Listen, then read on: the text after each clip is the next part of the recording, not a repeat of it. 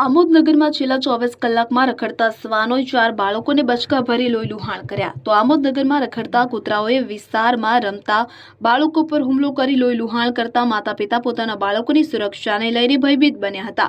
જે બાબતે વિસ્તારના રહીશોએ આમોદ પાલિકાના મુખ્ય અધિકારીને મળી રોષ ઠાલવ્યો હતો.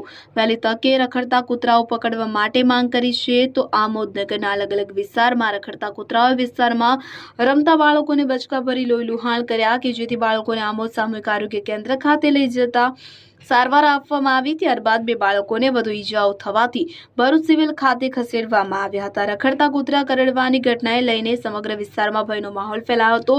સ્થાનિક રહીશોએ રખડતા કૂતરાઓના આવતા જતા ત્રાસ સામે ગંભીર ચિંતા વ્યક્ત કરી તાત્કાલિક આમોદ નગરપાલિકાના મુખ્ય અધિકારી પંકજ નાયક સામે રજૂઆત કરી હતી. વહેલી તકે રખડતા કૂતરાઓ પકડવા માંગ કરી હતી. તો આ બાબતે નગરપાલિકાના સેનેટરી ઇન્સ્પેક્ટર હિતેશ અંસારીએ જણાવ્યું હતું કે લોકોની રજૂઆત મળી છે કે જેથી તાત્કાલિક રખડતા કૂતરા પકડવા માટેની કાર્યવાહી હાથ ધરવામાં આવી છે. શ્વાન કરડવાના ભોગ બનેલા બાળકો કે જેમાં રોહન મોહસિન પટેલ ઉંમર વર્ષ 4, યાસીન એસ ખત્રી ઉંમર વર્ષ 6, અબુબકર સૈયદ ખત્રી ઉંમર વર્ષ 5, મોહમ્મદ અલી શોએબ દાયમા ઉંમર વર્ષ 6 નો સમાવેશ થાય છે.